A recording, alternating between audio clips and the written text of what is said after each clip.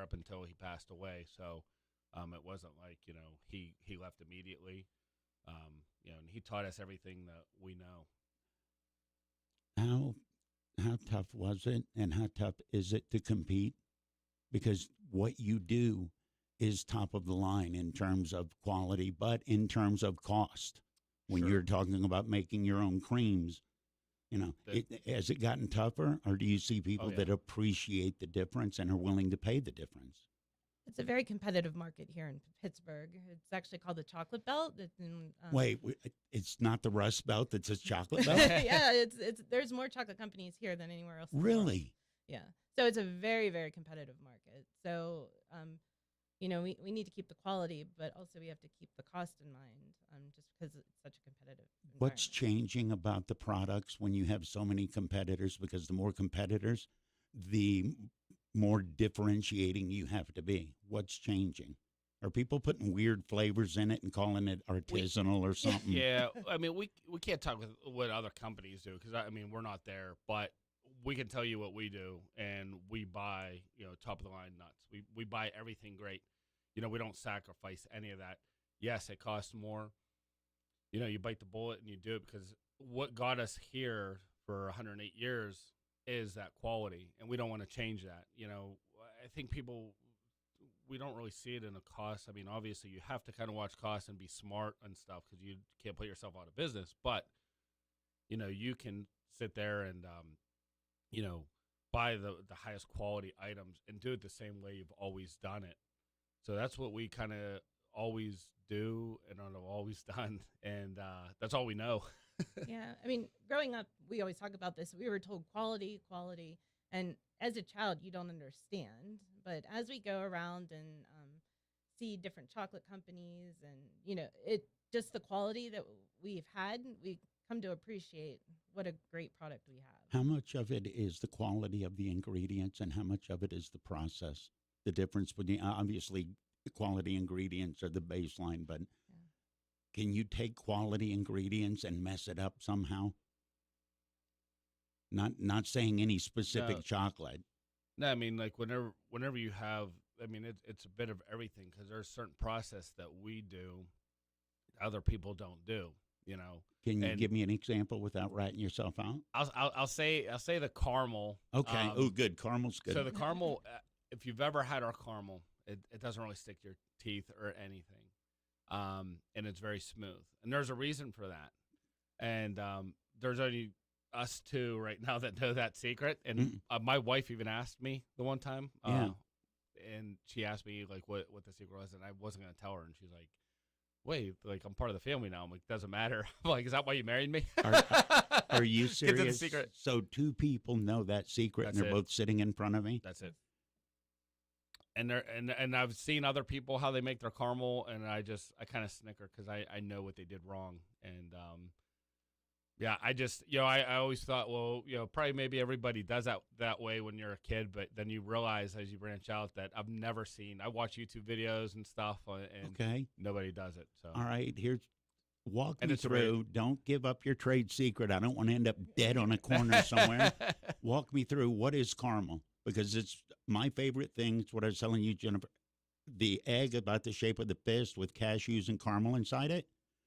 It's brilliant. What is caramel? So it's caramelized, so sugar and corn syrup, And that's it? heat it up, yeah. And we use actual like cream from the dairy. It gets there in the morning, like 6:30, and we start a caramel at like 7:30. And we're making a caramel. We're gonna make sea salt caramel today.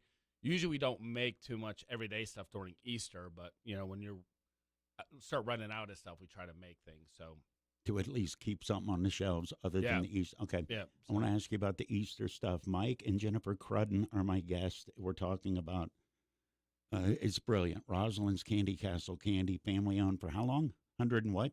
108 years. 108 years? Yeah, we started in 1914.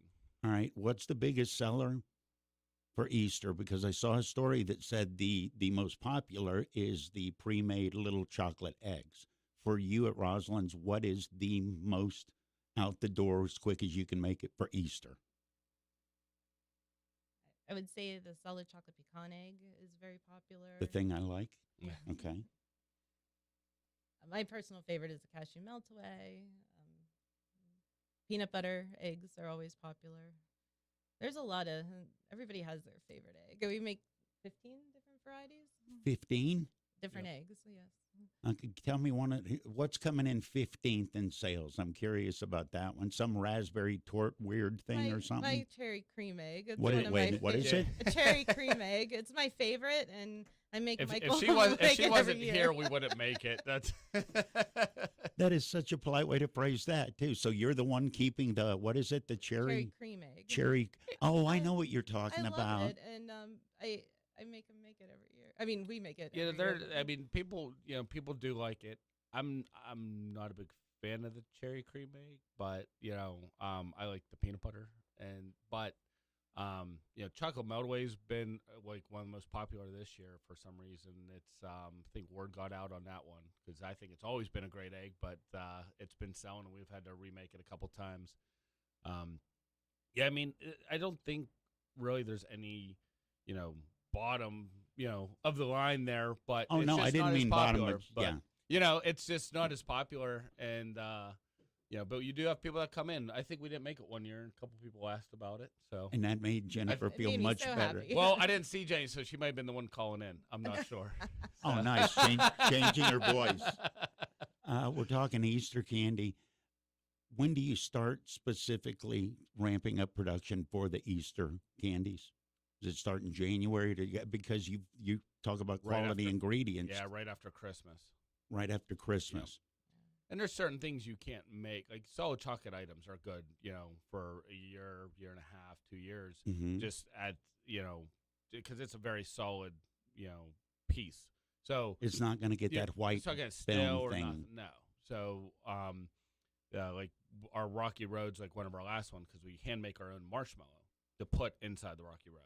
And so on that shelf life, is cut back a little bit. So that's why we'll make that last so it can still last, for a little bit. But,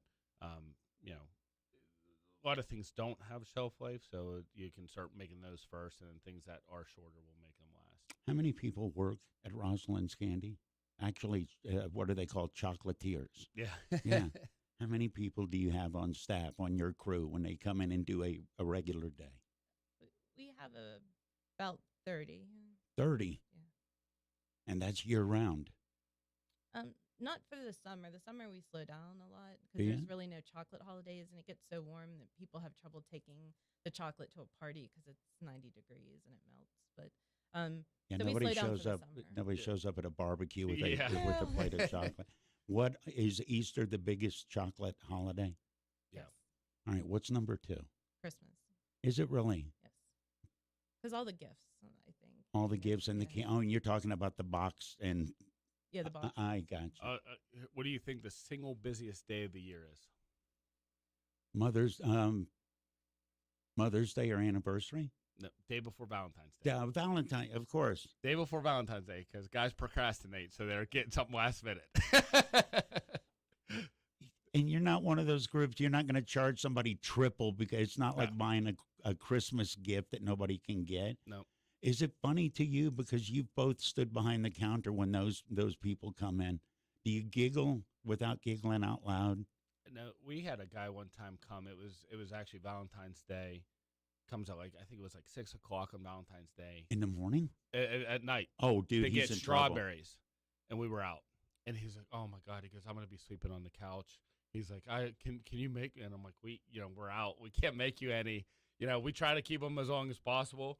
And he's like, my wife's gonna kill me, And he's like, and we're like, well, did you come from work? He's like, well, no. He goes, I was at work. I stopped at the bar to grab a drink, Oh, and then dude. I came here. And we're like, Dude. and the one lady's like, yeah, you're gonna be in trouble. You're going to go in reeking a liquor Yeah. without her strawberries. Did you Yeah. give him life advice then, Mike? Yeah. Did you say, Come- bro, you come got to sooner. Yeah. Oh, he's an idiot, but I feel bad for him. Yeah. Mike Crudden is my guest. Jennifer Crudden is my guest. We're talking Rosalind's Candy Castle candy. I'm drooling. That's what that was about. Don't play games with your HVAC unit. Play it safe and call McGee Heating and Air Conditioning today, serving the needs of Beaver County area residents for over 60 years. Respected and reliable. A family-owned and operated business that provides professional sales and service for all your heating and air conditioning needs. With all this to offer, why would you go anywhere else? Don't wait. Call McGee today, serving the Beaver Valley, including Aliquippa, Monaca, Hopewell, and Center Township. Call 724-375-5181. McGee Heating and Air Conditioning, Main Street, Aliquippa. Whether it's Little League or the big leagues, it's time to get out and play ball. Friendly Federal Credit Union reminds you that every team looks forward to playing at home in front of a live crowd. Seeing loyal fans can help any player feel more comfortable. Just like a home game in baseball, Friendly Federal Credit Union always has friendly faces to help and cheer you on at the teller window. Now get out of that dugout and in front of your cheering section, the personal live tellers at Friendly Federal Credit Union. Pull down low sauce, crease slammeroo. How do you do? Join Beaver County Radio, Roberts Roadside Inn, and Skurlick Contracting for a tribute to a legend on Wednesday night, April the 5th from 7 to 9 p.m. as we pay tribute to our friend and Beaver County broadcasting legend Bob Berkman on the patio at Roberts Roadside Inn, where Bob hosted the Coach's Corner for over 30 years. Bob Berkman's partner for many years, Tom Hayes, will return to Beaver County Radio to host this special Coach's Corner tribute to Bob. Beaver County Radio will have live coverage starting at 7 p.m. on Beaver County Radio and beavercountyradio.com. You can also watch the show streaming live on our Facebook page and YouTube channel. Joining the team to help us celebrate are Plasmeyer Towing, Tri-State Waters, My Hero Sub Shop, Roe Monument, the Cornerstone of Beaver County, Geneva College, Carver Construction, Mr. Jim's Restaurant, and Beaver County Radio. Hey, it's the Beaver Valley Community Concert Association, proudly announcing its 2022-2023 remaining season. Show number 4, Chester Gregory, Tribute to Jackie Wilson and Friends, Thursday, April 20th, 2023 at 7:30 p.m. And show number 5, Through the Years with the Kenny Rogers Band, featuring Donnie Gatlin. Wednesday, May 3, 2023 at 7:30 p.m. Concerts held at the Beaver Falls Middle School Auditorium. For more information, contact Peggy McCullough at 724-846-3203. That's 724-846-3203. Please visit our website, www.bvcommunityconcert.org. Use your season subscription or purchase a ticket at the door for adults for $25 or students $5. That's the Beaver Valley Community Concert Association.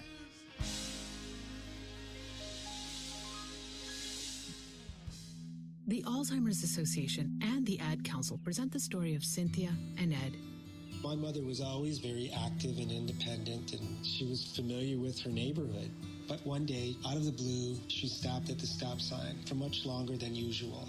And she didn't know whether she should go forward or turn or just stay at the stop sign. She wasn't even really sure where she was at.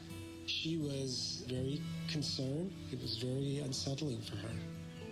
It's important for you to talk to someone about it, to bring the family in on it. I felt so much better after my son told me, Mom, I don't want you to worry or be afraid. I'll be there for you and we'll figure it out. When something feels different, it could be Alzheimer's. Now is the time to talk. Visit alz.org/ourstories to learn more. A message from the Alzheimer's Association and the Ad Council.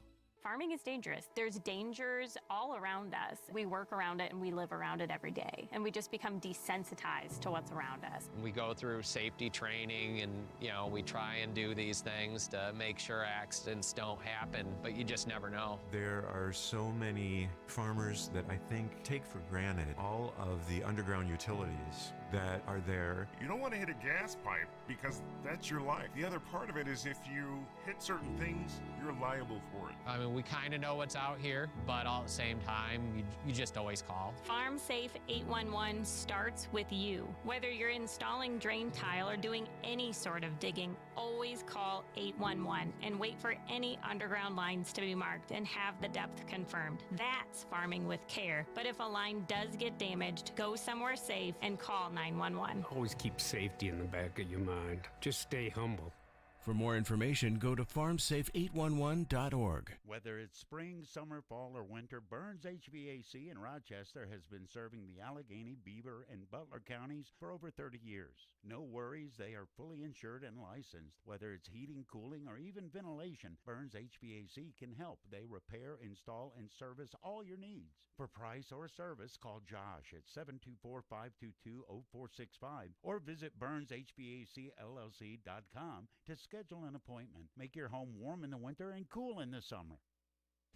Beaver County Radio's news source, 95.7 and 99.3 FM, along with 1230 WBVP, 1460 WMBA, and streaming at beavercountyradio.com. Here's Curtis Walsh. Good morning. We can expect increasing clouds today with a high near 71 degrees. We'll have a complete look at the weather forecast after this look at news. The Beaver County Democratic Committee fulfilled one of its primary functions and voted on endorsements for the Pennsylvania primary election scheduled for May 16th. Endorsed candidates received over 2/3 of the votes of those in attendance except for the office of Recorder of Deeds, which will be an open primary between Sandra Gill and Michael Jackson. Notably, the committee unanimously endorsed Beaver County's own judge, Debbie Kunzelman, for Pennsylvania Supreme Court. A complete list of the endorsed candidates can be found at beavercountyradio.com. The Shapiro administration unveiled a first-of-its-kind plan to tackle Pennsylvania's shortage of certified elementary and secondary teachers through apprenticeship, a workforce development strategy that creates earn-as-you-learn career pathways to family-sustaining jobs. For workers, apprenticeship is an opportunity to gain in-demand skills while earning a paycheck, and for employers, it's an opportunity to build their workforce instead of constantly searching for it. The Departments of Labor and Industry and Education aim to confront Pennsylvania's teacher shortage by expanding the apprenticeship model in the education sector to include training for individuals like paraprofessionals and teachers' aides who want to become certified elementary and secondary teachers. While there's currently more than 30 registered apprenticeship programs in the education sector throughout Pennsylvania, most are focused on the early childhood education workforce. L&I is soliciting applications for up to $500,000 in grant funding from organizations capable of building a registered apprenticeship program that school districts across Pennsylvania could use as a template for teacher career pathways. Gas prices are stable in Western PA this week at $3.68 per gallon, according to AAA East Central's gas price report.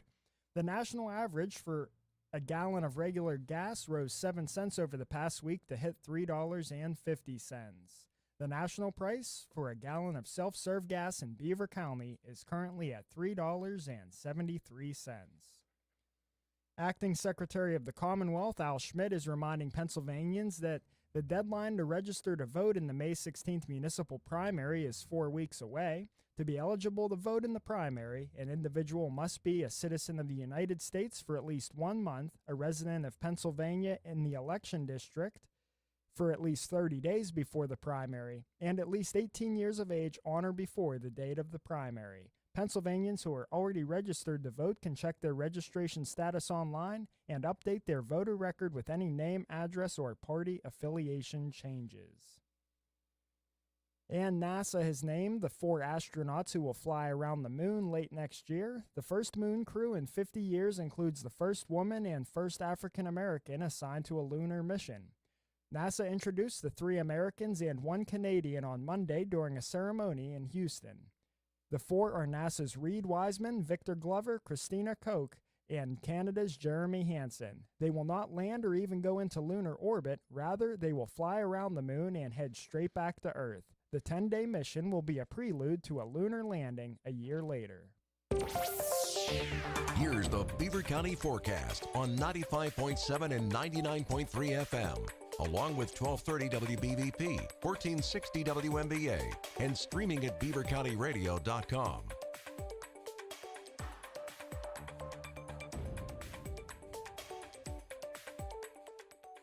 We can expect increasing clouds today with a high near 71 degrees. We'll have partly cloudy skies tonight going down to a low of 58. A chance of showers and thunderstorms tomorrow with otherwise cloudy skies and a high near 82. A chance of rain showers Thursday with a high near 59 and mostly sunny skies Friday with a high near 56. On this Tuesday, April the 4th of 2023, at 9:35, we've got a temperature of 52 degrees with cloudy skies in Beaver County. That's a look at the news for now. I'm Curtis Walsh on 99.3 FM, 95.7 FM, 1230 WBVP, 1460 WMBA, and streaming live around the world at beavercountyradio.com. Talk about what's happening in Beaver County or around the world on Teleforum, 724-843-1888, 724-774-1888. It's Teleforum with Eddy Crow. Sometimes people need to be rewarded on the spot and when they do a good job, and that's what we're going to do. I'm talking to Mike and Jennifer Crudden of Rosalind's Candy Castle. That conversation will continue in a moment, but I need Jennifer to do something for me. Curtis Walsh just saved our bacon technically the last 15 minutes while I'm screaming at him and elbowing. Jennifer, am I lying? I snatched him up, fixed this, and he was spectacular.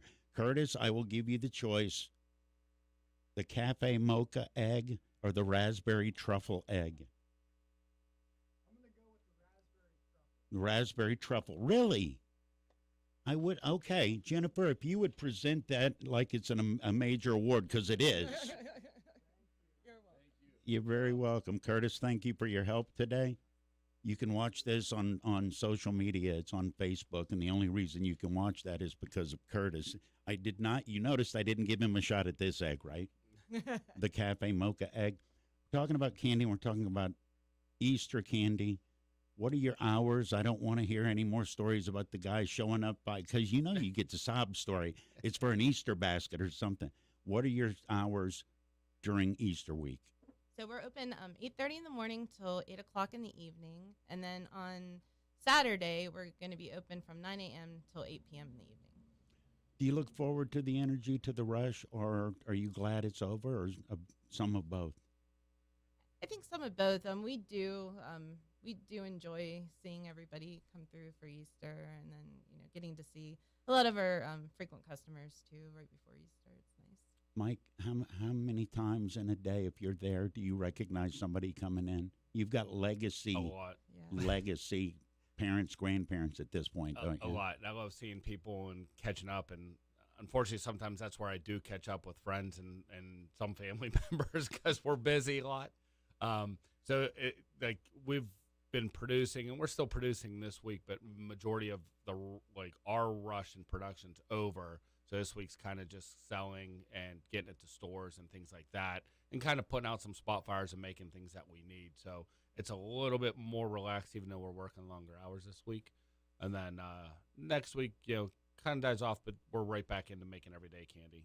How often or how difficult is it to guess the numbers from one year to the next? It's impossible. If there's somebody out there that can do it, we'll hire you. But is it because somebody has a new favorite, or there's something else that comes changes? out? You kind of go off of last year's numbers, and we kind of adjust accordingly. But sometimes it just switches. There's been years where peanut butter you just couldn't make enough peanut butter. We were running up the day before Easter, we're still making peanut butter eggs, and that's pretty crazy. And then this year we made chocolate melt away. You make a couple hundred, and we've made a couple batches because they keep selling out. We're probably going to be sold out of that, and we won't be making more of that because that's a couple day process. But you can't guess it. You do your best, and it's kind of all you can do. Where does one order enough peanut butter for a run? How much does it? So we make our own peanut butter. Okay, talk about the peanuts. So we get it like in a paste, but we have a tank of 400 pounds. 400 pounds tank that we make at a time. So we'll be starting to refill that later today because we have a little bit left that we're going to make peanut butter squares or maybe bars out of today to finish out that tank, and then we will refill it. But yeah, we make a lot of peanut butter. So how hard is it to make peanut butter? Because I read the ingredients on the side. There's a lot of chemicals in there, not with what you do at Rosalind. Yeah, I'm sure.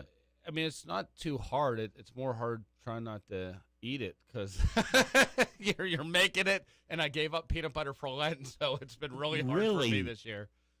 Yeah, I crave peanut. I eat peanut butter usually every night. My wife would tell you that. Now, do you make now? Jennifer, I apologize diving into the psyche of your brother right in front of you. Is that something? Were you a PB&J kid, or I still am a PB&J kid? Is this because you grew up around it and it was available to you? Yeah, probably. I mean, I eat peanut butter. Peanut butter eggs my favorite. I eat, obviously like peanut butter crackers. That's usually what my snack is, and so you gotta give up something that you really like for Lent. So that's right. That's what I did. It is hard. I struggle. So yeah, I get to hear about it every day. What? All right, I got to ask Jennifer. What did you give up for Lent? Nougat?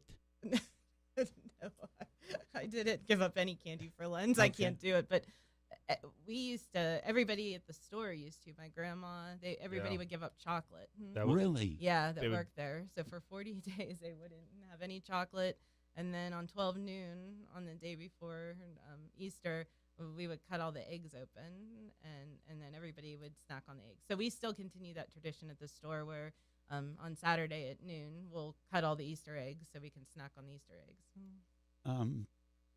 Was there self-policing? Were people trying to sneak a little during Lent, the employees?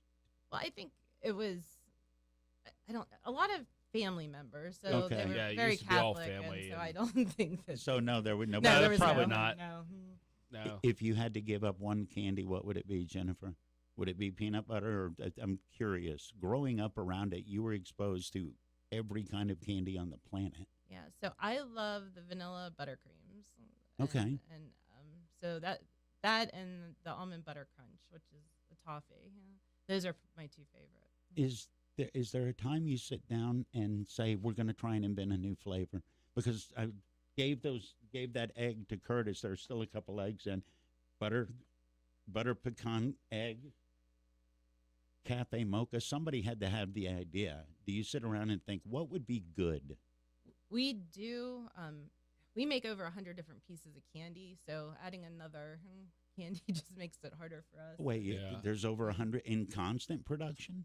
Yeah, really. We do a lot, and my dad used to say, "We make enough. Stop coming up with ideas." And I'm always brainstorming. And now that we're in charge, I see that because people will say, "Hey, ever think about this?" I'm like, "We make enough stuff." As Jim would say, we make enough stuff. But because it's hard to find time.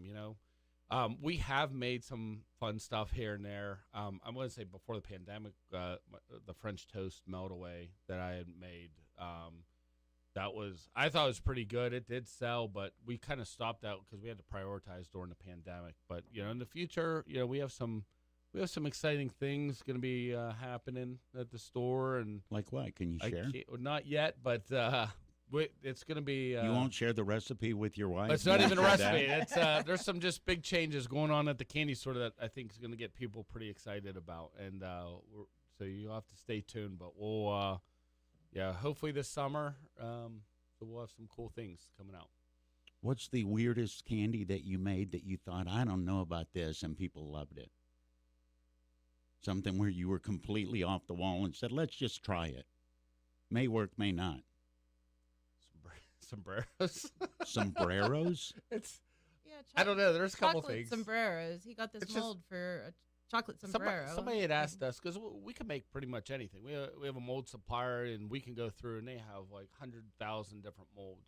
So somebody had a party, and they needed sombreros. So I found these old sombreros. Okay. So we did them for the party. Well, I started making them and putting them in the store, and they sell great. And we are always making them. And Jay's like, those stupid sombreros again. And I'm like, they sell. We have Easter sombreros, Valentine's Day sombreros. Yeah, I mean, crazy. Chocolate cover and stuff. I mean, I don't know. There's all kinds of stuff that we've done, and you don't think will sell, and some stuff you think will sell great doesn't sell. So Okay, talk about that. You put something together. You have an epiphany in the middle of the night. This is going to be gangbusters. And it breaks your heart because it's not gangbusters. I would say it's more on my social media. I'll do something. I'll make something, and I'll say this is going to get so many likes, and you'll have like 3 likes, and one's Jenny, one's me, and sometimes my wife or something. And I'm like, it's just done. And then on the April Fool's one that we just put out, that was Jenny will say it took me like 2 minutes to do. We were in a rush. I'm like, I'm just gonna put something out real quick, and it's probably gonna be our most liked post ever. And what was it? I follow you, and I don't remember seeing anything. It was on Facebook. It was a large, giant rabbit in our parking lot, 80-foot rabbit. 80-foot rabbit. Yeah. I'm happy. I photoshopped this, and I put it in there as April Fool's joke. And some people took it literally to come down. To come see the 80-foot rabbit? Chocolate rabbit. That's when you get rid of that My Photoshop candy. skills aren't that good, but apparently some people did think that, and we've got some hate mail over it. But it is April Fool's joke if you're listening and think it's real. Wait, back up. You got hate mail for a photoshopped 80-foot rabbit in the parking lot of Rosalind's Candy. Did you really? I did. So people were mad and didn't think it was funny, but we're trying to have fun.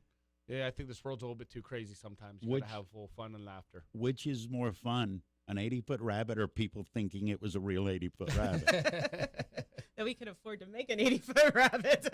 That brings me to my next question. Jennifer, well done. What would the production cost be for an 80-foot rabbit? We're talking hollow, right? So we can sneak other candies in. Yeah, I'll do the math. Quick math real quick. 80-foot rabbit, let's say 20, 30-foot wide. Front to back. And all right, welcome to Rabbit Chocolate Math class on Teleforum. My guests are Mike and Jennifer Crudden from Rosalind's Candy Castle. How much is an 80-foot rabbit going to cost me? Hold on, give me one Is this second. like The Price is Right? How much do you do this by weight? It's going to be this many pounds. Do you figure production cost of molding an 80-foot rabbit? Or is this more a whittling, carving situation? I ain't saying nothing, man. I'm waiting until the math gets done. Well, it'd be about $300,000. So that's just rough estimate off of. I ran those numbers off of a 3-foot rabbit at 80 foot, but it'd probably be more than that because the weight and the size. But just roughly. So $250,000 or more. Yeah, at least, yeah. Is that one of those big announcements coming later? No. At any point, because you both went off and had your, let's call it, grown-up life, right? Mike, you went and you were a pilot. Jennifer, you did the corporate world. You both came back to the family business. Has there ever been a regret? Have you ever said, man, I don't know if I made the right decision? Because there's a lot of moving parts, 100-year-old business, family members involved. Yeah, for me, just like I love flying. Flying's my passion. And flying came easy to me. I think being away from home and family was very tough. So it's nice. I have 2 young kids, so it's nice to be home every night. I know I'm not getting stuck in an airport. I'm not going to be able to see them and stuff. But being in business is very hard, and it's sometimes you wonder, like, did I make the right decision kind of deal. But I think as we go forward and we do great things and, we have such a great customer base, I think I did make the right decision because I think if you didn't have that and that would have went away, I mean, that would be such a loss, I think, not only to our family, but I think the community too. Jennifer, how was it coming back and settling into what you grew up in? That's a weird step. Yeah. For me, the time actually was really good because I worked for a pharmaceutical company here with the store and then seeing my niece and nephew. I mean, I would have really missed seeing them grow up, so I'm glad I'm here. I want to back up to something you said earlier. Pittsburgh and Western PA is the #1, got the most chocolatiers going. Yeah. Why? Oh, no. I know. Yeah. No idea. I think the original history in Western Pennsylvania was the Greek community. Okay. And I think a lot of them were family members, and then, kind of got other people involved. And we had one of the first enrovers, or the first enrover. Yeah, in Western PA. In Western We had Pennsylvania. people coming from all over to look at it. And what is it? Enrobing line to chocolate covers. The machine that chocolate covers, the candy, like in I Love Lucy. When they're going When by they're on the eating. conveyor belt? Yeah, so that machine. We had one of the first ones, if not the first. Technology make it easier today, or does technology take away from the art? Both. So we use technology to help us with packaging and things that really don't affect the product. You have newer tanks and stuff that help maybe like have timers and dates and stuff, but really, like, we have older equipment that's from the 40s, and it runs great because it's all just geared and it works. We have a newer enrobing line, and it's connected to Ethernet. It's all electronics. So if you have a problem, you have to call them. They have to tap in. They're looking, and you have to be a coder. Like, you don't have no mechanics whatsoever, so it's very hard to troubleshoot. And I saw that when I was at the airlines, like the older airplanes. I mean, you can troubleshoot stuff. Right. On the new ones, you call maintenance control, and they're like, turn it off, turn it back on, call us back if you still have a problem. So, I mean, like. That's the perfect ID. Turn it off and back on. So see what it says. That's what we do with the newer equipment. The old equipment just works. It's you add oil into the motors and, gears and. If something chains should and break, we drives. can fix it and have it back up and running. How unnerving as a pilot is it to have some tech guy say, just turn it off and back on, it'll be fine? It's fine. I mean, it cleared it most of the time. It's usually just something telling you. So we're trying to get out of there. So if it clears it, it works. It's frustrating when it doesn't clear it, and then you have to get them out, and then you have like a 5-hour delay. What should I have asked you that I didn't ask you? It's wonderful to see you.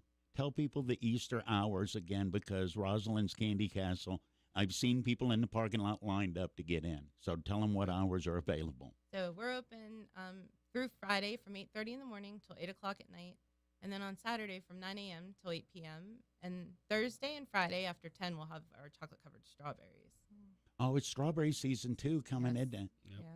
We'll have it for Easter and then Mother's Day, and then that's it. Why don't you do it all year round? Is it strawberry availability or? So we get ours fresh. So there's a lot of logistics that go into getting it Yeah. to get to our place, right size, right type. They're either from Florida or California. We don't ever buy Mexican strawberries. And, it's just a lot of logistics, and they're only good for a few days. They mush quick. If you do frozen stuff and they just stay there, they get mushy and just it's gross and bacteria growth. So that's why we do the fresh strawberries. How much more does it cost you to stay out of Mexico with your produce order? It's more. Everyone's always like, you can get cheaper, sugar and things like that, and we don't do it. I mean, I've never really had that feeling like, oh, maybe I should do it. Our dad always instilled in us, it's not worth the risk doing stuff like that, and would rather buy American stuff. So we have, like, all of our boxes have product of USA on it. We have Cleveland down in. Well, Cleveland's not America, but I appreciate it. True, yeah. but the family's very nice that makes our boxes there. So we give them a hard time. It's seriously 30-40% savings if you decided not to buy American. Yeah, probably 20 to 30% at least. Yeah, on a lot of stuff, but it's just stuff like that's not worth it. Do you hear from your customers that make a point to make sure that they appreciate that? I mean, I don't think some people really think and realize the efforts we go to do that and stay with American products. They just love it. Yeah, I think people, if they do know or have asked, I think they really do appreciate that. Jennifer, what should I ask you that I didn't? Thank you so much. Thanks. We weren't sure what you guys like, so we just grabbed a couple different types. So you nailed it. The butter pecan egg, is that your favorite too?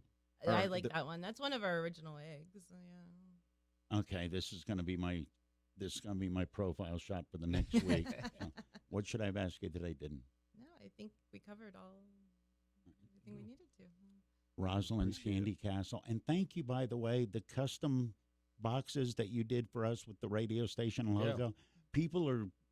Those are going for sale on eBay. People are collecting those things. I love it. Oh, wow. They eat the candy. One of those that ain't wrapped anymore, so it ain't meant, but they eat the candy. And then, so thank you very much, and thank you for being here. Right. Oh, thank you. Mike and Jennifer Crudden, it's Rosalind's Candy Castle. You know what it is. We're giving candy from you guys away tomorrow. Yeah, that's right. It ain't going to be the butter pecan egg.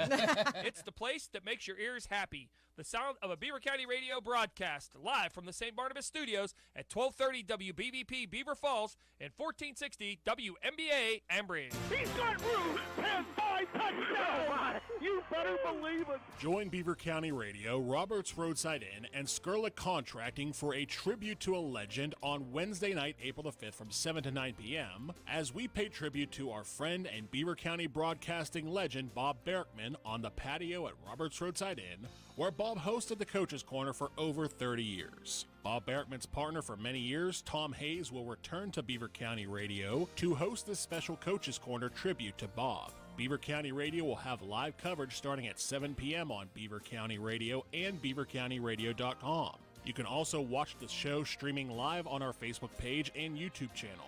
Joining the team to help us celebrate are Electric Garage Door Sales, McGee Heating and Cooling, the Community College of Beaver County, Gazette Optometric, Fryer Transportation, the J&J Spratt Funeral Home, Suman Automotive, Friendly Federal Credit Union, Dr. C. Timothy Lipp, and Beaver County Radio. Back by popular demand, the first Friday of every month from 9:10 to noon.